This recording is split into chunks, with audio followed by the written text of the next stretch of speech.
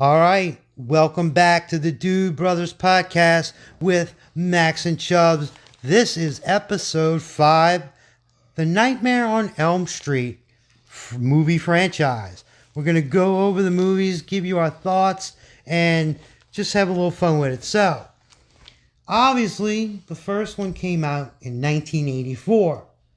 This was a big thing that broke. You had... I guess you call him a slasher, but you had somebody killing you in your dreams. Different than the Michael Myers and all that. And the movie really changed things. Now, one of the things I love about the movie that people love is, oh, Nancy set booby traps. Well, he's a dream man. I know she brung him out, but... Right. You know, but you also had some great kills. Who could forget Johnny Depp being sucked into the goddamn bed? Yep. Then... I guess a downfall, though, just to be fair, the way they beat him is by she turned her back on him. I like that. You do? Yeah. I guess you with a dream guy, though, what else can you do? No, it was just the fact, like, well, no, because it was almost like, his whole power was to scare you and rule your dreams. Like, a dream is basically the only thing a dream in reality, the only thing a dream can do is scare you. Yeah. So it's like by her turning her back, he was like a child killer or child molester, so he scared kids, so like the one thing to do was just not be scared of him, it was kind of cool. Because, down the road, each time they killed him, it kept getting stupider and stupider, you know what I mean? I'll give you that. You changed my mind. That is kind of cool. Mm-hmm. And, it sounds kind of simple, like, you just turn your back. But, no, it's like, think about something simpler. If you're scared of spiders, a snake, you're scared of dogs, and you have a spider or a snake in back of you, and that's what you're scared of. Now, picture just turning your back on it and saying, I'm not afraid of you. Right. A lot harder than it sounds, But like I said, that was all his power. His only power was to scare you, which was cool. Now, the first movie gave us, obviously, your first glimpse at Freddy, right, and a little bit about him. Mm-hmm. Now, one good part about the first one is you barely saw him, but the mom told a little bit of the story, and you kept getting, well, that man can't hear you, he's dead. You find out the parents killed him, and a solid story. Wes Craven, came up with that because of a real article about a boy who didn't want to sleep. He said he would die. He slept and died. Mm-hmm. I had mentioned this in another... You can find it in our trailer series where Wes Craven saw a homeless guy outside his window, kept staring at him, and that's kind of the basis of Freddy. So, well, I always thought a scary thing would be, okay, everybody dreams. When you wake up, you have a vague dream. But I'm like, what if when you're dreaming, you're 100% aware and everything? Like, you're just as aware as me and you are right now. All of a sudden, a giant monster could kick in the door, tear us apart. It's 100% real. But then when you wake up, you're like, oh, I don't know. I had a dream. I was at a baseball game and something about a monster. But at the time, what if it is 100%? You would never know, because once you wake up, you lose that part. Like right now, what if we're in a dream right now? Tomorrow you wake up. Yeah, I kind of remember doing a podcast or... something we were talking, right, and that's all you remember. But at the time, right now, this is 100% real. We're 100% aware, Well, there you go. Now, Nightmare on Elm Street 2 came out a year later in 1985. And that's Freddy's Revenge? Freddy's Revenge. This is the one that, they changed it right away. Different character. You had a guy instead of Nancy. They did talk about Nancy, but this one is also known as almost a gay allegory. They had the guy dancing in his room to a song, kind of like using his butt, and the guy and the gym teacher's like is an S&M bondage when he gets killed. I don't remember this one too much. I'm thinking, but they had good kills. You get Freddy comes out in the real world at a party at the end. See, that's when you're saying good kills, like. The first one, scary, blah, blah, blah. But I find as the movies go on, I guess with every horror movie, Friday the 13th, Halloween, it's almost like, okay, here's a girl, here's the bad guy. He's going to kill her with a chainsaw or a bat or throw her off a building. Freddy, they kind of really got it was just how is he going to kill each person? Right. It kind of like they forgot about the story. They forgot about character development. All they really cared about was, okay, he's going to turn into a TV and kill somebody. He's going to do this and kill somebody, Well, now it's kind of a cult classic. People have regained enjoying Nightmare 2. But now we have Nightmare on Elm Street 3, The Dream Warriors, 1987. One of everybody's, I can say, I hear a lot, their favorites. You have Patricia Arquette. Nancy comes back. Her dad, John Saxon from Enter the Dragon. Yep. But this is the one where each person had their own like fighting abilities. Like one guy could box, one guy was like a ninja. Well, no, you're close. Everybody has dream powers. And so you have the kid in the wheelchair is a wizard, but you have Kincaid, the African American, is strong. The main girl, Patricia Arquette, can do gymnastics. You have the girl with the switchblades who eventually gets the needles in her arms. Right. She turns into a badass. And as they die, doesn't like at the end Nancy gets all their powers? What happens is you're thinking of actually the next movie. Oh. The main girl starts getting all the powers as the kids die. But this one brought it back around where people loved it because, once again, great effects, great kills. You had the mute kid, and he ripped the guy's tendons out, used him like a puppet. Oh, wow. He had the clay puppet that came to life. I remember that. And for being a third movie, they did really good, bringing it back. And was that the one with the girl with the needles? She was a junkie, right? And he turned his fingers into needles. Like I said, the wizard kid, and in the end, he kills Nancy. He pretends to be the dad, and that's the one where they have to go to the junkyard to kill Freddy. They had to bury his bones with holy water and the whole deal. His bones were just in the trunk of a car. It had to be on hollow ground. So that's how they get rid of him in that one. Now, then we get into Elm Street number 4, 1988, The Dream Master. That is what you were referring to. You have the main character from 3, different actress.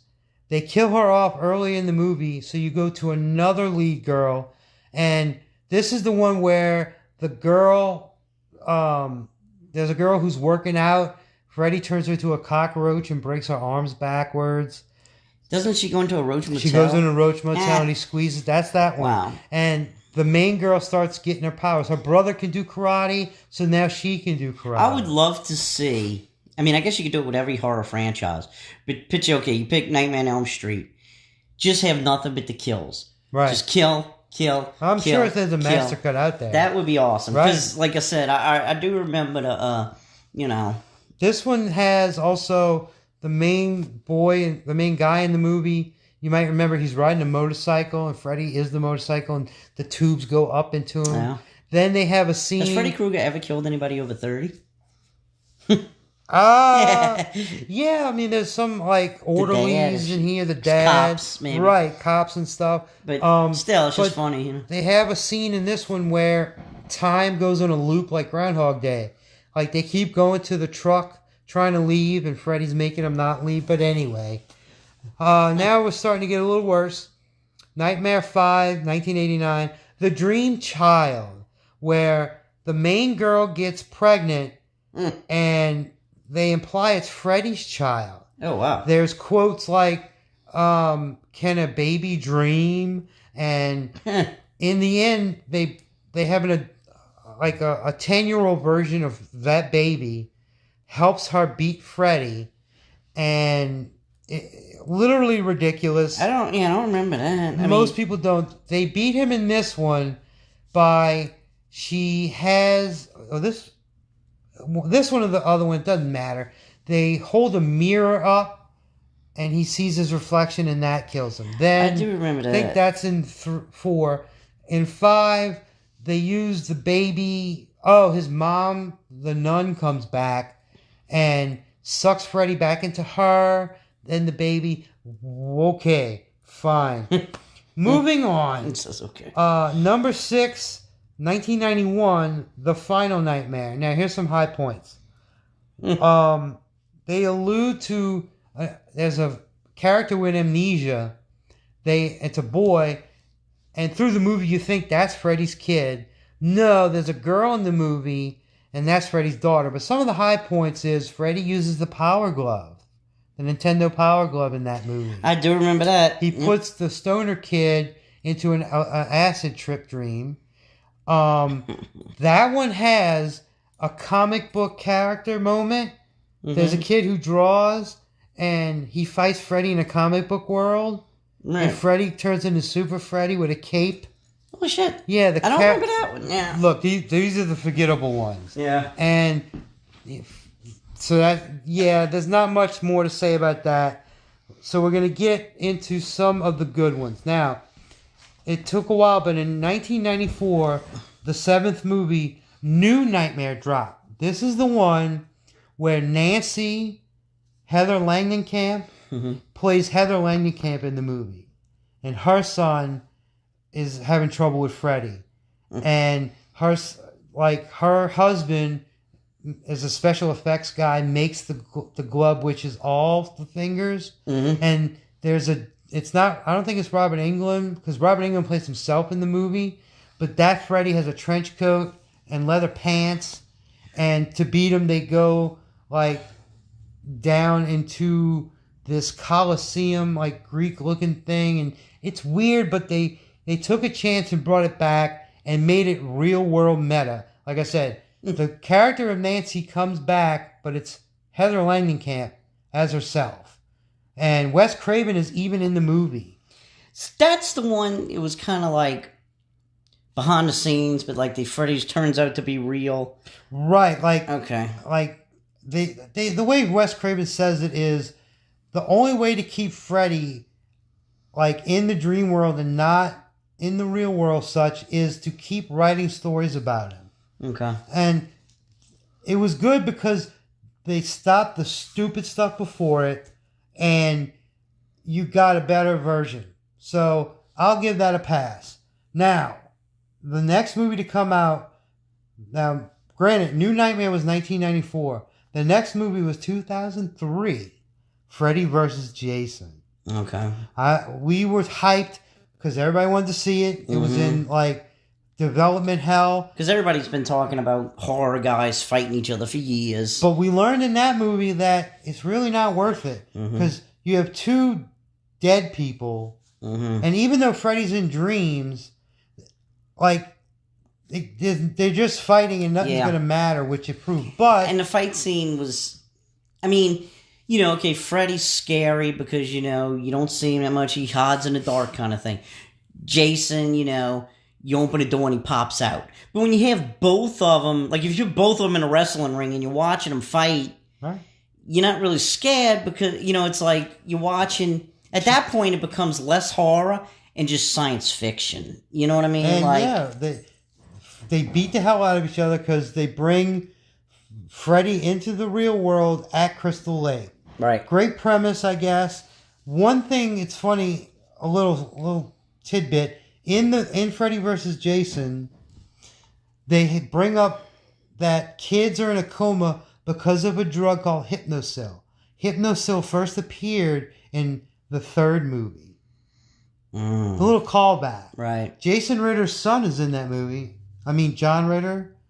Oh. Jason Ritter, his son is the main guy. Doesn't he look like him? He has his smile and everything. I was going to say, yeah. He's the love interest of the girl in the movie. Good. And that's the one at the end. Jason walks out of the water with Freddy's head, and Freddy's head blinks at you. To say, okay, it really didn't matter. Well, I know it's going to be a Friday the 13th, but when Jason's mask and the Freddy Krueger glove grabs Jason goes to hell. Right. That was the first sign that leads into this movie where they were showing, we're bringing it back in. Right. Because I heard it was supposed to have crossovers where Hellraiser. It was supposed to be everything. Freddy versus Jason. Then Texas they go to hell, and Pinhead says, "Do we have a problem, gentlemen?" Right.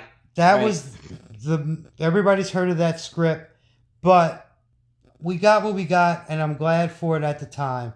You had a rave in the cornfields, and Jason kills. Freddy brings Jason back so they can remember Freddy, and Jason doesn't conform to scripts.